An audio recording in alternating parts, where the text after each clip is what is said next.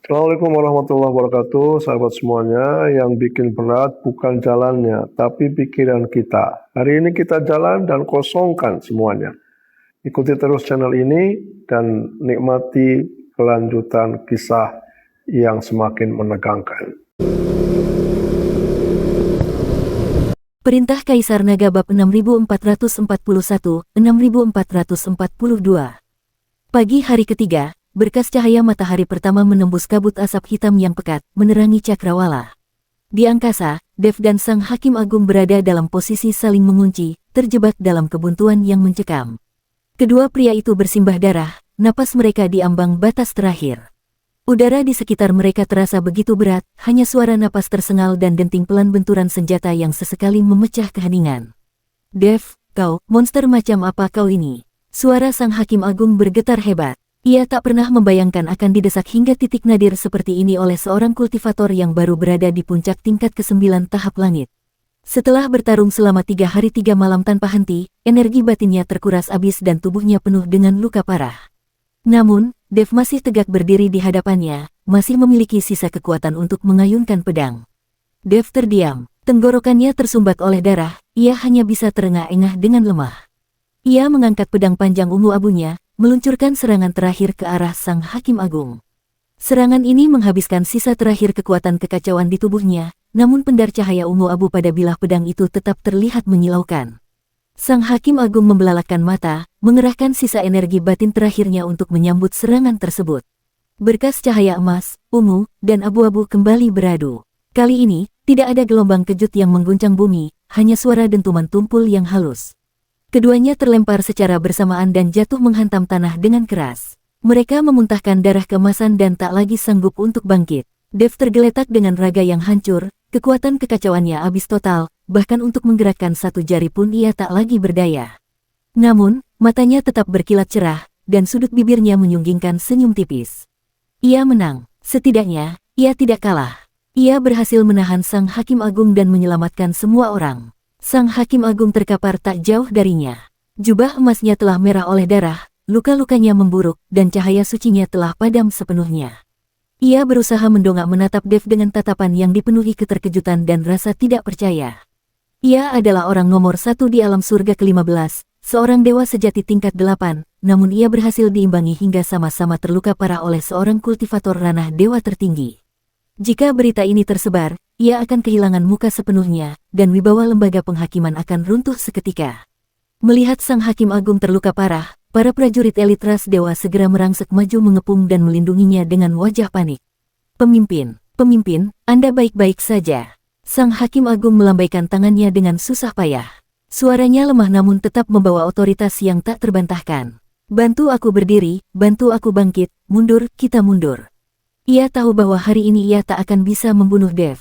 Terus bertahan hanya akan membawa kehancuran bagi pasukan elitnya.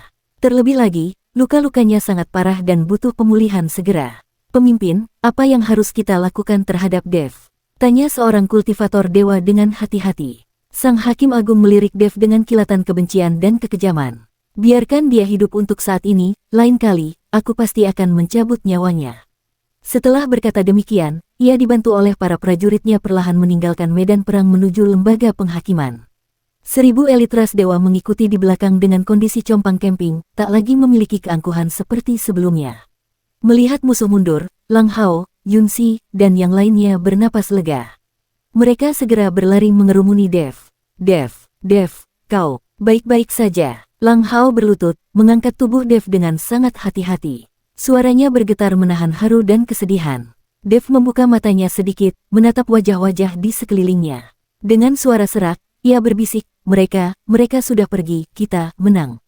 Setelah mengucapkan itu, pandangannya menggelap dan ia jatuh pingsan. Yun Si segera membantu menopang tubuh Dev, air mata akhirnya jatuh membasahi pipinya. Jangan khawatir, kami pasti akan menyelamatkanmu, kau akan baik-baik saja, isaknya. Ying Wuji dan Feng Qingzi berdiri di samping, menatap Dev yang pingsan dengan takjub. Feng Qingzi menghela napas panjang.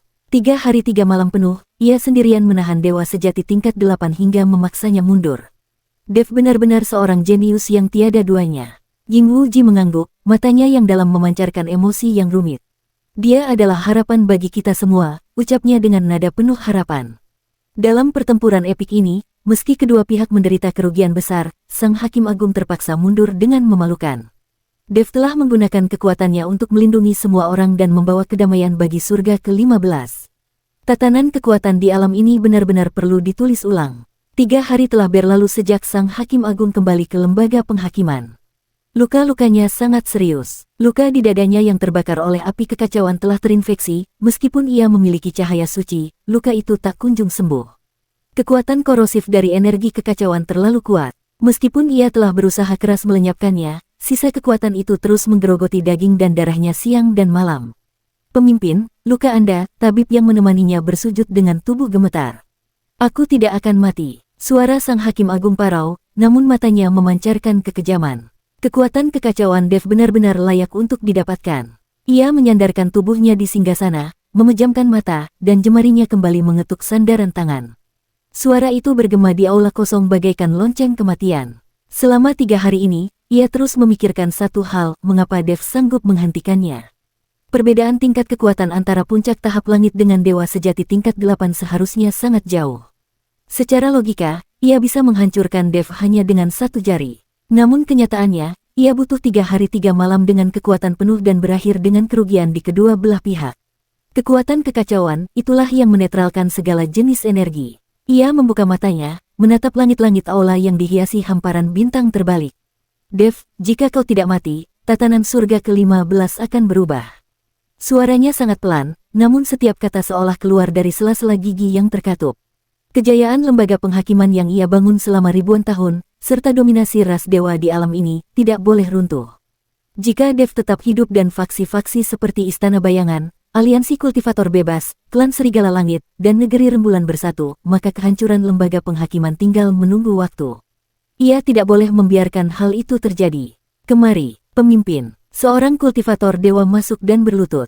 Sampaikan perintah ini. Mulai hari ini, lembaga penghakiman masuk dalam status siaga tinggi. Tarik seluruh kultivator yang berpatroli, aktifkan semua segel pembatas. Tanpa perintahku, tak ada yang boleh keluar. Kultivator itu terkejut. Pemimpin, maksud Anda? Aku butuh waktu untuk menyembuhkan luka, potong Sang Hakim Agung. Sebelum masa pengasinganku selesai, jangan berkonfrontasi dengan kekuatan manapun. Terutama Dev, jika melihatnya, segera mundur dan jangan menyerang. Siap. Setelah kultivator itu pergi, Sang Hakim Agung kembali bersandar dan memejamkan mata. Jemarinya terus mengetuk sandaran tangan, 1, 2 kali, 3 kali. Dev, kau yang memaksaku melakukan ini. Ruang meditasi rahasia milik Sang Hakim Agung yang terhormat terletak di bagian terdalam aula utama, tersegel dan terkunci rapat oleh 7 lapis penghalang kuno. Dinding kamar rahasia itu ditempa dari besi meteorit yang berasal dari luar angkasa, serta diukir dengan segel tertinggi para dewa. Di tengah ruangan, terdapat sebuah meja batu yang di atasnya terpahat pola sihir yang sangat rumit. Ini adalah teknik pemanggilan rahasia tertua milik para dewa, yang mampu memproyeksikan keberadaan makhluk kuat dari dunia atas ke dunia bawah. Sang Hakim Agung dari pengadilan tertinggi belum pernah menggunakan teknik rahasia ini sebelumnya. Alasannya sederhana, biayanya terlalu besar. Setiap kali melakukan pemanggilan, ia harus mengorbankan basis kultivasi yang telah ia bangun selama 1 abad. Terlebih lagi, makhluk kuat yang dipanggil pun belum tentu bersedia memberikan tanggapan. Di antara sekian banyak makhluk perkasa di dunia atas, siapa yang tidak memiliki keangkuhan setinggi langit? Siapa yang sudi memedulikan panggilan yang datang dari dunia bawah? Namun kini, ia sudah tidak memedulikan semua itu lagi. Ia duduk bersila di atas meja batu, tangan membentuk segel rahasia, dan mulai mengaktifkan cahaya suci di dalam tubuhnya. Cahaya keemasan terpancar dari dirinya, mengalir masuk ke dalam pola sihir di meja batu tersebut. Satu persatu simbol pada pola itu menyala, memancarkan sinar keemasan yang menyilaukan dan menerangi seluruh ruangan rahasia. Dengan darah kaum dewa sebagai penuntun, dan hukum alam semesta sebagai jembatan, turunlah wahai keberadaan tertinggi dari dunia atas. Suara sang penengah itu terdengar rendah dan berwibawa, setiap kata yang terucap mengandung kekuatan spiritual yang luar biasa. Cahaya dari pola sihir itu semakin terang, menyebabkan seluruh ruangan bergetar hebat. Kemudian, seberkas cahaya melesat dari pola sihir tersebut, menembus lurus ke angkasa. Wajah sang hakim seketika menjadi pucat pasi. Kultivasi selama 1 abad hampir menguras seluruh tenaganya hingga habis. Ia mengertakkan gigi, matanya menatap tajam ke pusat pola sihir, menunggu kemunculan bayangan cahaya tersebut. Seberkas cahaya muncul. Itu adalah siluet manusia yang samar, wajahnya tidak terlihat jelas, hanya tampak ia mengenakan baju zirah emas dengan sepasang sayap cahaya raksasa di punggungnya. Ia memancarkan aura mengerikan yang terasa seperti gunung besar yang menindih tubuh, membuat Sang Hakim Agung hampir tidak bisa bernapas. Sang Hakim merasa sangat gembira. Mereka datang. Keberadaan kuat dari dunia atas. Namun, sebelum ia sempat membuka suara, kilatan cahaya kedua muncul. Lalu yang ketiga, keempat, dan kelima. 5 berkas cahaya, 5 orang, muncul secara bersamaan dalam formasi yang ajaib. Pupil mata Sang Hakim tiba-tiba menyusut. Ia hanya memanggil 1 orang. Mengapa ada 5? Kelima berkas cahaya itu perlahan memadat, memperlihatkan wajah 5 orang pria. Mereka semua masih muda, tampak berusia sekitar 20 atau 30-an, namun tatapan mata masing-masing menyiratkan kepahitan dari tahun-tahun panjang yang telah mereka lalui. Tingkat kultivasi mereka telah mencapai tingkat ke-8 dari alam dewa sejati, setara dengan Sang Hakim Agung. Meski demikian, aura dan tekanan yang mereka pancarkan jauh melampaui apa yang dimiliki Sang Hakim. Itu adalah jenis aura yang memancar dari lubuk hati terdalam, sebuah aura yang hanya bisa didapatkan melalui pertarungan hidup dan mati yang tak terhitung jumlahnya. Pria yang berdiri di paling depan memiliki wajah yang dingin dan serius, alisnya tebal, pandangannya tajam, dan rambut perak panjangnya terurai di punggung. Ia mengenakan baju zirah putih perak yang dipenuhi dengan simbol-simbol yang belum pernah dilihat oleh Sang Hakim. Di tangannya, ia memegang sebuah tombak panjang dengan gagang yang berkilauan cahaya perak yang menyilaukan. Ia menatap sang penengah tanpa ekspresi, matanya hanya menunjukkan keangkuhan yang dingin. "Apakah engkau yang memanggil?" Tubuh Sang Hakim gemetar hebat. Ia segera turun dari meja batu, berlutut di tanah, dan membungkuk dengan penuh hormat. Ketua tingkat junior dari lembaga pengadilan memberikan penghormatan kepada para senior dari dunia atas. Pria itu menyipitkan matanya sedikit. Lembaga pengadilan, tidak pernah dengar. Apakah ini cabang dari dewa-dewa di surga ke-15? Iya. Pria itu terdiam sejenak, lalu menoleh ke arah 4 orang di belakangnya. Keempat pria itu juga menatapnya dengan mata yang penuh dengan nada mengejek. "Menarik." Pria itu kembali menatap sang penengah. "Mengapa engkau memanggilku?" Sang Hakim menelan ludah dan berkata dengan hati-hati, murid kecil ini menghadapi musuh kuat yang kekuatannya jauh melampaui tingkat kultivasinya. Murid ini sama sekali bukan tandingannya, jadi saya memohon agar seorang senior dari dunia atas turun tangan untuk memusnahkannya. Pria itu sedikit mengernyit. Musuh kuat, bagaimana tingkat kultivasi mereka? Tingkat puncak ke-9 dari alam dewa tertinggi. Pria itu terdiam sesaat, lalu tertawa. Senyum itu begitu dingin hingga seolah menurunkan suhu di seluruh ruangan rahasia tersebut.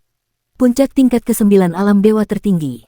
Engkau, seorang kultivator tingkat 8 alam dewa sejati, ternyata tidak bisa mengalahkan seorang kultivator tingkat puncak ke-9 alam dewa tertinggi. Wajah Sang Hakim memerah padam. Senior, orang itu memiliki kekuatan kekacauan purba yang dapat menekan semua kekuatan lainnya.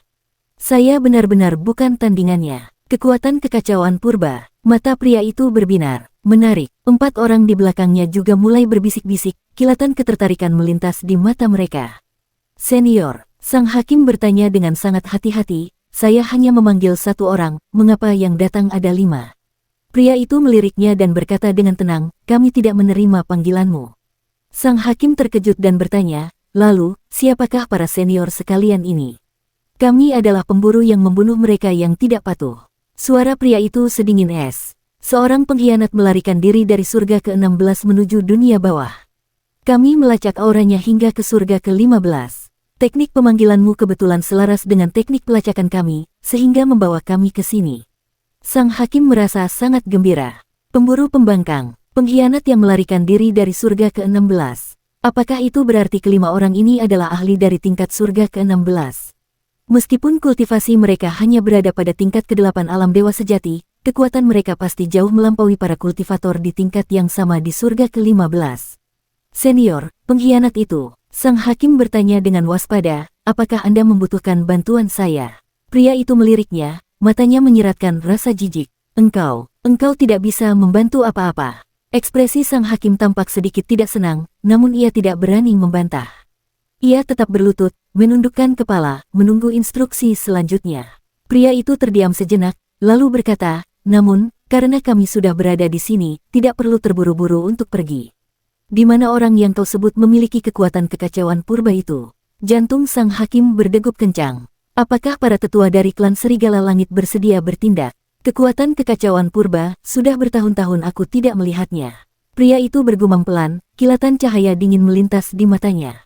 Tunjukkan jalannya. Sang hakim sangat gembira. Ia segera berdiri dan membungkuk dengan hormat. Tuan, silakan ikuti saya.